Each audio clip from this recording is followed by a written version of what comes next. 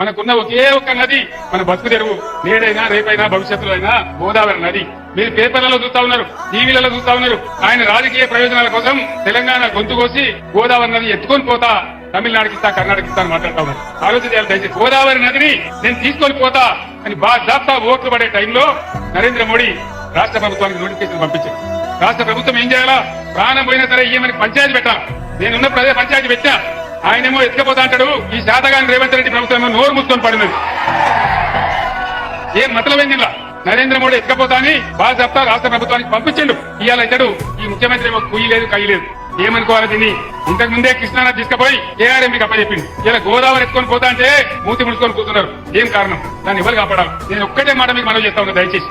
ఈ రోజు ప్రచారం చేసినట్టుగా డంబాచారం చెప్పినట్టుగా నరేంద్ర మోడీ కూడా 200 సీట్లు దాటే పరిస్థితి లేదు. వార్తలు వస్తా ఉన్నాయి రోజు పేపర్లలో, మీరు కూడా చూస్తా ఉన్నారు. నేను మీ అందరిని ఒకటే కోరుతా ఉన్నా, ఈ మోకాలో ఇలా